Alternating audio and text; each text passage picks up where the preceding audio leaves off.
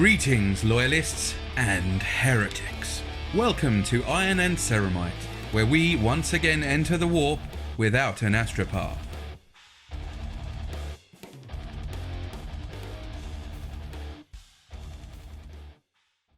Hello everyone and welcome to Iron and Ceramite's coverage of Warhammer Fest 2021. We're up to day 4 and it's the box games we're going to be going through today. For those of you that have been following so far, there's been 3 days of some really interesting and really good releases. Yesterday was a big day, so I encourage you to go back and watch that video because there's some very good minis that are announced. But today it's all about the box sets. As I said, maybe it doesn't get as much love as some of the other things like 40k and Age of Sigmar, but nonetheless important to the lore and also some very, very cool minis that have come out. And joining me today to cover quick preview and our thoughts on today's reveals is, of course, John. Hello, how you doing, mate? All good, thank you. All good. What did you think of today? I don't really know because I don't obviously play any of the box games. I'm still getting my head around 40k. But yeah, I mean, so from an outsider looking in, some really cool looking models come out. Everything I saw, I was like, oh, I like that. Oh, I like that. Oh, I like that. I think favourite and most tempted to look into is Aeronautica. I quite like that stuff. It's pretty good. I think I didn't really know what to expect. What about yourself? I thought, it covered. They've got. Do you know what? I forget how many box games GW actually has and has had. Like, because there were some notable ones that didn't get any mentions. Like I saw in the chat people asking about things like Blood Bowl and Warhammer Quest and things like that didn't get any reveals. But then you think about what was actually covered off, and there was quite a few interesting bits and pieces. Yeah. So should we dive into the first video? Yeah, let's go into it. Shall we add some new technology? Let's put up the pictures so we can talk to the images. So for those of you watching along on YouTube, there'll be a visual guide. For those of you that might listen along, we're just looking over the 3 things that were covered. So that's Warhammer Underworlds, Necromunda, and as John's just mentioned, Aeronautica Imperial. So the first one that was covered was indeed Warhammer Underworlds, with a new faction being released for this season's box set, which is Diachasm. And it was, as the picture shows, for those of you that are listening along, it's Elephanes Soul Raid. So some Soul Reavers from the, I think it's Idenef faction. I'm not as familiar with Age of Sigmar, but this is obviously what this is all about. How much do you know about Warhammer Underworlds, John? Anything at all? Absolutely nothing. Okay, fair enough. So in short, it's a bit like a lot of the box games now. They are small faction-based tactical games that you can play on a board or in a smaller area than, say, your 40k or your Age of Sigmar broader battles, and so it just covers a small kind of faction fight. So but at the same time, it uses models from the lore that you could probably use in the armies as well, depending on what you're playing. But allows you to play things at a much smaller scale and in a bit more detail. So rather than maybe the sweeping tactics of the battlefield in 40k or Age of Sigmar, you're getting into the nitty gritty, like one-on-one melee, as it were. So these were pretty good models. I thought they were very nice to look at. I don't know. What did you think of the crab and the fish, which were getting a lot of love in the comments? Yeah, you got to love the crab. I think if there's one thing that everybody wants, it's a plastic crab to paint. But it actually looks pretty cool. I think they said it's going to be quite a decent model as well. Yeah. There was a lot of people that were interested. Apparently, the lore behind these guys is they have. I think they said it was the Ether Sea. I think is the Ether Sea that follows them around. That's why you've got the eel flying around and that fish floating about. So they can sort of it's magic, isn't it? So they can help out and obviously not suffocate. That's it. They're swimming through the ether that's surrounding the Idenef. I think that's how it's pronounced. I'm not, as I said, not as familiar with Age of Sigmar. but as I said, the models look pretty cool. I think a lot of people responded quite well to it. This is mine, if I remember correctly, the last of the 8 factions that will be released this season, because they do it on apparently they do it on like a seasonal basis. So next up will be another Warhammer Underworlds box that will probably be called something else, and we'll have another 8 factions or variations available. So this is the last one. So everyone can, I think everyone that collects it will be looking to get hold of it. Yeah, definitely. If you're playing the game and you like a bit of completionism like we do, then yeah, you're going to be all over it. I quite like the little bit of lore they gave us behind them. Said that these guys actually, the reason they're soul reavers is because when they're born without souls. So they hunt down and kill other warbands, take their souls back underwater, and that's how they then create more brethren. So it's pretty good. And apparently they said these are the good guys. And there are no good guys in 40k, and there's no good guys in Sigmar now either. No, it's all shades grey. No, everyone's out for themselves. They've got their own agendas. And then if we click onto the next slide, so that if you don't play like I don't, that's sort of how the board looks, which is pretty cool. Like obviously everyone's got player cards and tells you how to do everything. So yeah, it's a bit of a combo this game, because there is a deck building element to it as well. So it's quite a bit of a hybrid game. Yeah. And then just out of interest, if you like me don't know anything, but this has piqued your interest, these are just a couple of other factions that you can get. I had a look on the Games Workshop website, and it looks like the war bands themselves go for about 25 quid each, and then the actual starter set to get into it's 50. So I imagine that this warband will come out about the same price. Yeah, absolutely. Cool. Right. Anything else on these? No, as I said, unfortunately, it's not my. It's not. I don't think it's either. Well, anyone at Iron Ceremony, I don't think it's our strong suit. Age of Sigmar and the lore surrounding it. I'm sure we'll get there one day. I know Tommy likes to read some of the books. So you know, once we've got through our pile of 40k shame, I'm for sure we'll find ourselves distracted by Age of Sigmar if we get there. Well, definitely. And as the channel expands and grows, we'll want to do other things. But if you are already playing this game, then let us know what it's like to get to grips with, and what it's like to play. Yeah. Cool. So now we move on to Necromunda. The hive city of Necromunda. So thoughts on this reveal, Shane? I really liked it. So I like Necromunda. I had the I think it was 2nd or 3rd edition when it came out, like very early on. Still got the original House of Shadow. All right. So what we're talking about here is they're called House Delac, but the book is called House of Shadow, which is a bit like their codex, effectively, if we wanted to put it into 40k terms. So that allows you to run this gang, and obviously they are one of the gangs of the Underhive that is Necromunda, and they specialize in information. And when we say information, it's all about like spying, subterfuge, but they're also revealing that there's little elements of maybe psycho activity at play. So it's definitely a very interesting gang to want to command and run.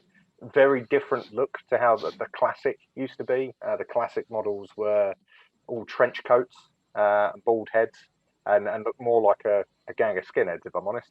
Whereas now they're a bit more grim dark, a lot more respirators, a lot more strange contraptions, and we'll see them as we go through the reveal of the models. But certainly the book itself, as I said, the artwork on the front cover looks amazing. 3 gang members, and then obviously the title House of Shadow, which is obviously what Delac is all about, acting from the shadows, sniping, assassinations, and general spying and shadowy shenanigans. And the models themselves, like, they're very cyberpunk looking, I think. They are, yeah, absolutely. But I mean, they were saying on the stream, like, they're just bizarre, weird people, and they really are. Just looking at those, this is a pair of Psygeists. The one on the left, the taller one of the two, is in a Psychomancer's harness. Yeah, I think I've said that right. And then the other guy is holding basically a worm, Psychoterric Worm. that's it, Psychoterric Worm. Yeah, very good. Yeah. Yeah, I said it's quite nice to see them update the gangs as they go through and talk about their specific strengths. This gang itself, or house, has been known or traditionally plays more as a kind of like a long distance gang. So you'd be more snipers and shooting, but this release has kind of buffed them a little bit from a hand to hand and a melee perspective. So it's going to be interesting to see how they play when people get their hands on them. And then we move on to some Naxgul. Yeah, the Necromunda. So for those listening along rather than watching along, obviously up on screen now is the Necromunda, and these are those melee units that I was talking about. So very much more focused on getting in and close up. One of them's got a very cool looking. Well, it's not a power sword, but it is Shiverblade. That's it, Shiverblade. Yeah. Very cool sounding name. And the other dude's got like gauntlets.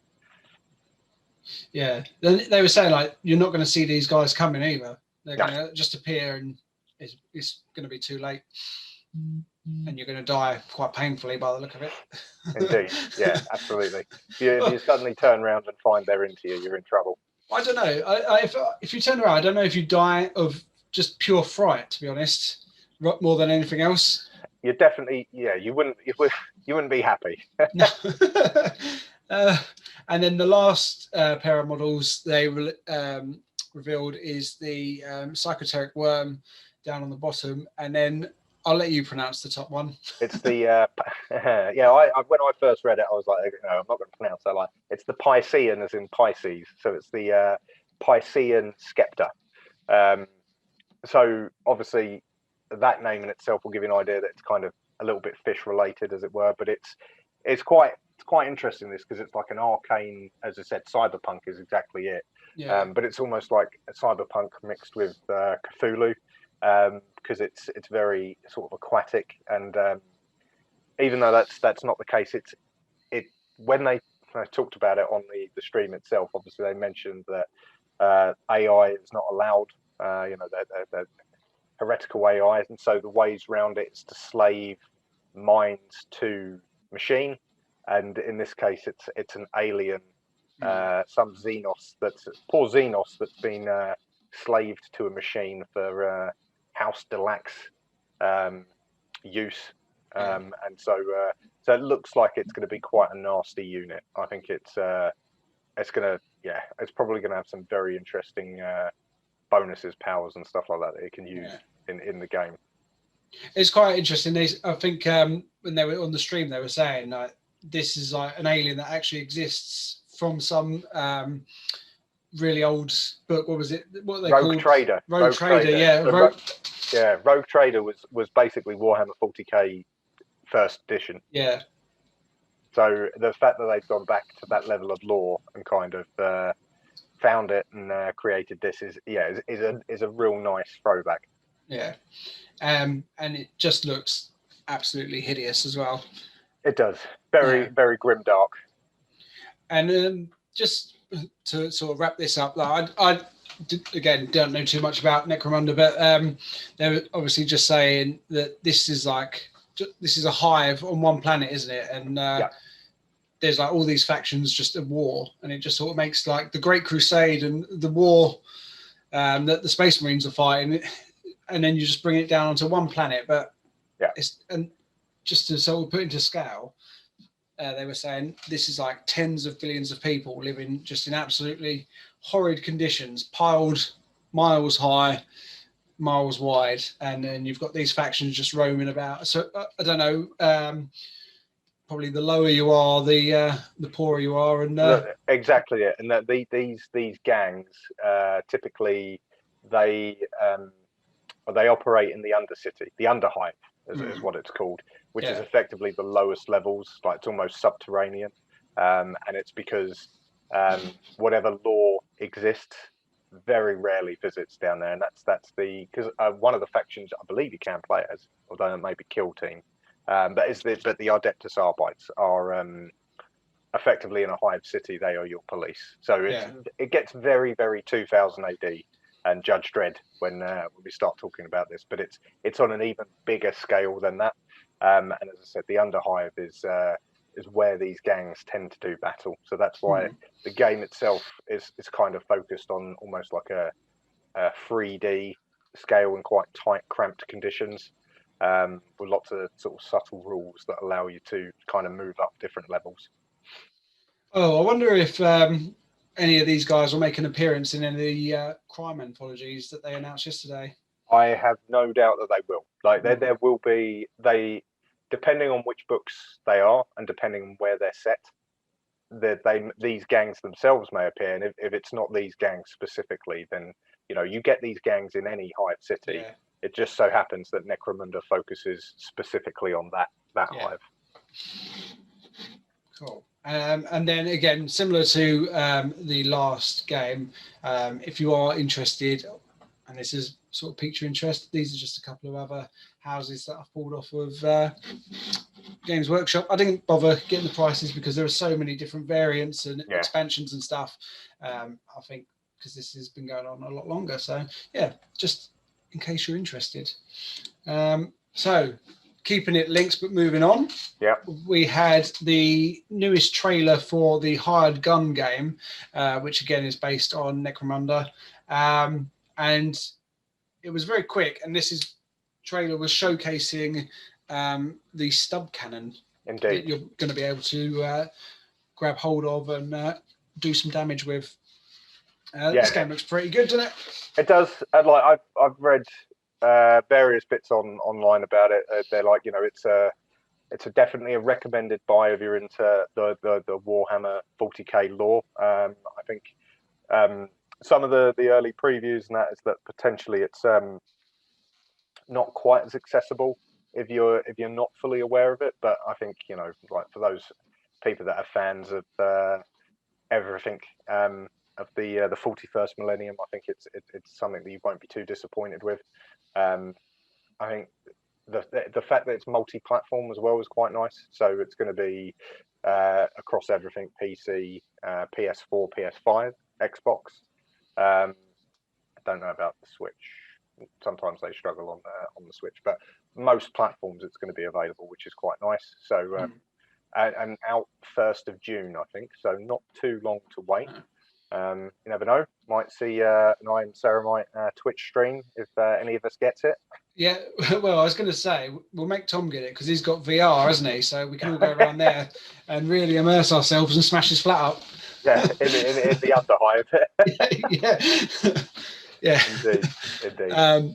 Cool. Yeah, I think I hope this game's good when it comes out. It looks good. It does look good. Yeah. And I'll look forward. I'll probably get it eventually. Cool. And then we'll move on to the last bit. So again, another game I don't know anything about, but this really did pique my interest for Aeronautica Imperialis. Yeah, indeed. Aeronautica Imperialis. So I think the reveal of this was very nicely done on the stream. So I recommend you go back and watch it. I'm sure they'll put the video up where they were talking about the a plastic Thunderhawk gunship being available, teasing everyone the 40k world to like you're going to be able to get it for your for the tabletop, and then obviously zoomed out and it's the tiny, I say tiny, the small one that's actually available for Aeronautica Imperialis, which is quite an interesting box set in itself. A long time ago, with the original Warhammer Fantasy Battles, they had a spin-off box game called Man O' War, which was nautical themed battles. So you'd be, orc submarines and stuff like that. Very, very fanciful contraptions. And this is like the 40k version of that. But there's probably 25 years difference between Man O' War and this. So they've probably taken a lot of the lessons from that and then pushed in, because this is all very much aerial combat. And it feels like, as I said, we heard on the stream as they were releasing it, it's another 2 factions. So I'm sure we'll go into it, which is good. And so it's kind of fleshing it out to be a much more fully realized game with a few more, factions that you can play with. So you've already got the Imperial Guard, or Astra Militarum, whatever the Navy version is, the Imperial Navy. So you've already got those guys available. I think the Orcs are available. Yeah. Tau. Yeah, of course, the Tau. And now you've got the Space Marines and the Eldar to go along with that. Yeah. And they released pictures of the models. So we'll start with the Eldari. And as you're looking at it, the bottom picture are Nightwings, and the top picture is Phoenix Bombers. Indeed. And as you'd expect from anything that's Eldar flyers, very graceful looking, very curved. They're all painted up in Craft World colours. And, as they mentioned, undoubtedly designed to move fast, hit hard, but probably not take as much damage as the other factions. Yeah, they called them the Glass Hammer, didn't they? It's a very apt description for most Eldar and Drukhari armies.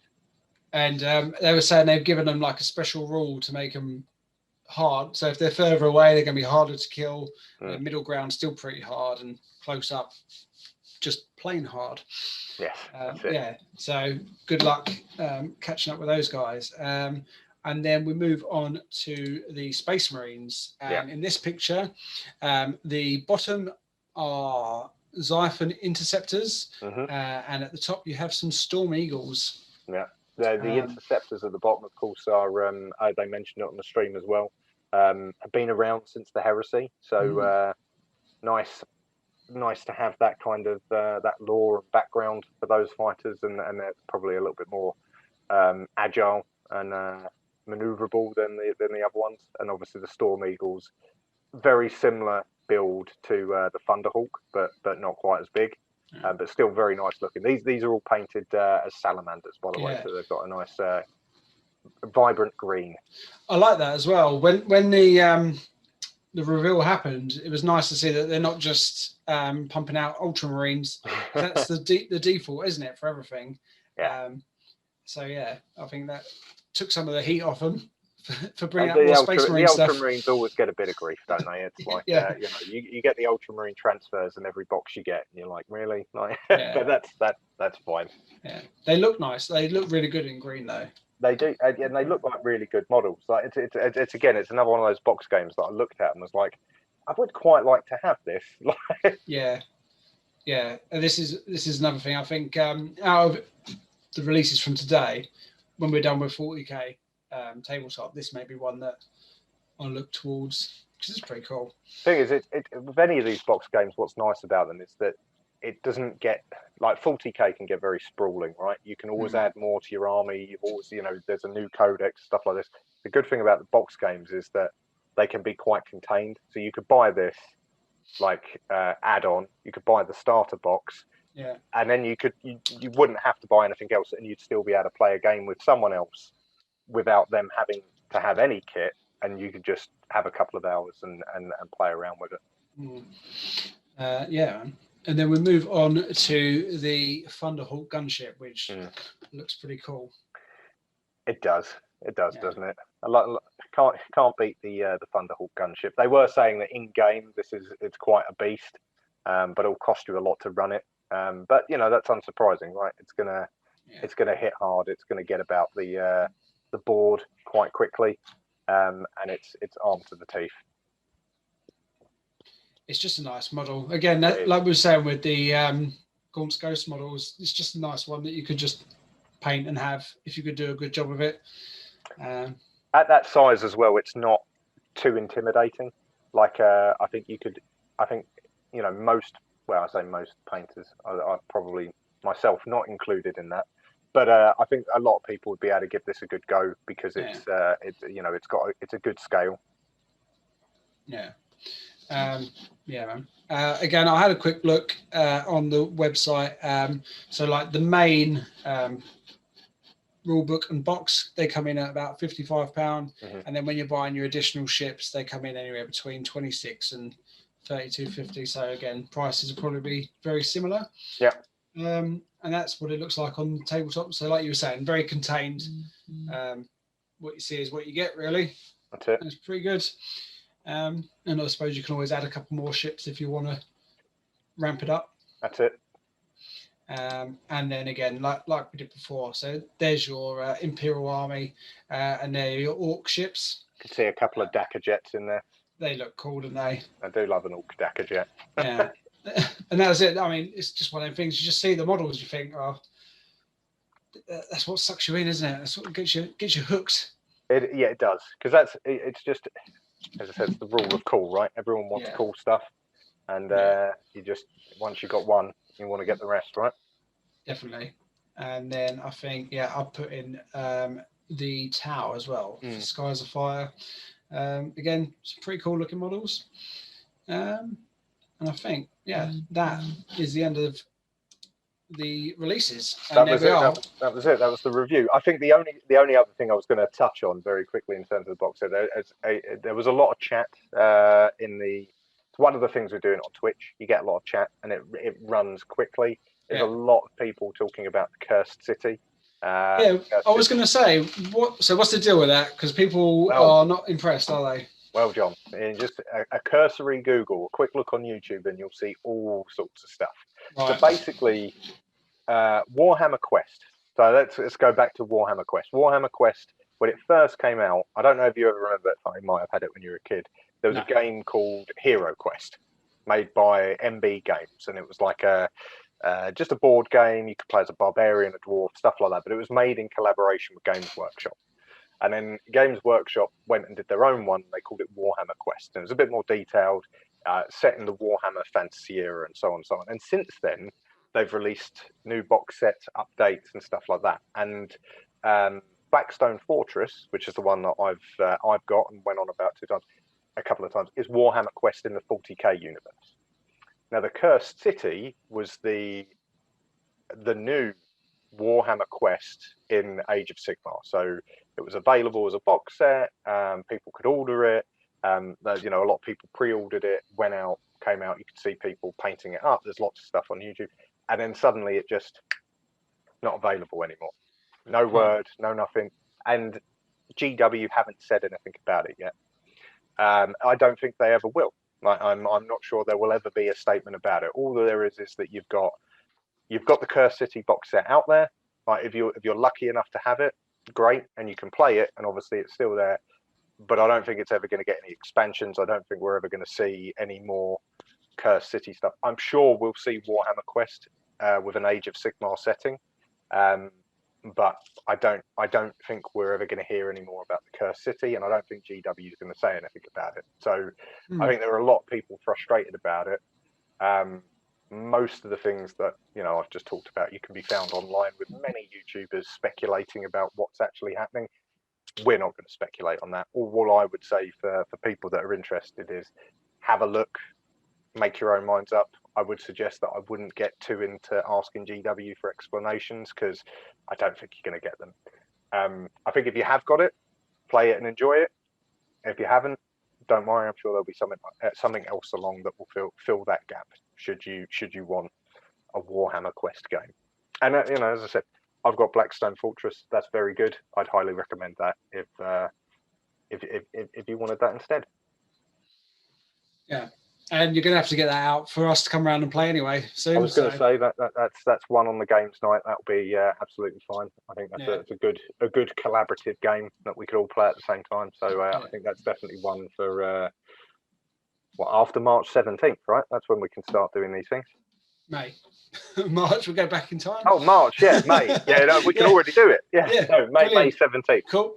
Shane, you've changed the rules. I'm coming round. Yeah, no, but it's only 11 days, isn't it? We should probably get something. We should probably get something booked in. Definitely. Before we go, then we'll just have to say, sorry, Glenn, your prediction streak is over. Didn't happen, did it? I think that's probably why he's not here now. He's rage quit and he's at home. I think he's actually at work. That's it. I think we've still got coverage for the next 2 days because we've got 40k day 2 tomorrow. Yeah. Looking forward to that. Hoping some big things. There's so many things that they could do, so they're not going to make everyone happy. So we're gonna see what happens, and then obviously the mystery day on Saturday. So it's going to be entertaining to see how that goes. Yeah. What could it be? Hopefully some sort of like more news on the animations or some sort of Warhammer cinematic universe. That's what I want.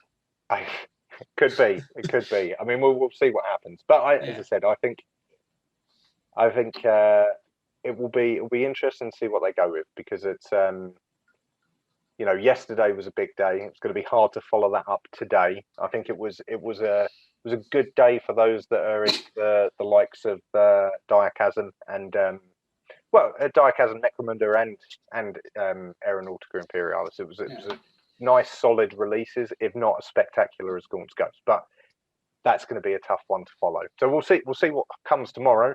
It could be anything. Could it be a new Primarch? Might be too much love for the Space Marines.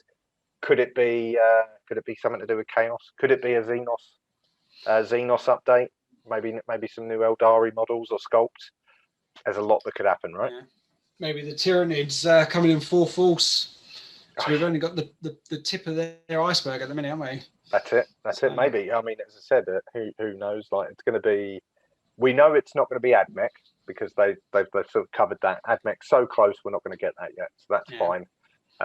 There's so many other things it could be. Yeah. Well, we could speculate for another hour or so, couldn't we? We should probably stop. That's what the podcast's for. We'll sit there for an hour and just rehash this one. Indeed, we can wax lyrical about that then. Yeah. But otherwise, this has just been our quick review, quick update, so that you can get a flavour of what's happened today. Obviously, have a look at our other videos for what's happened if you've missed it, and to get our thoughts on what's happening. Glenn particularly passionate about Gaunt's Ghost, so he was very happy with himself yesterday. And of course, share, like, subscribe on YouTube. You can find us on Insta. You can find us everywhere, really. You just have to search for Iron and Ceramite, and let us know what you thought. We're always happy to jump into the comments if you want to talk about any of this. So I think that's it for day 4, and we look forward to seeing you back for day 5. Yeah, I'm looking forward to it. See you later.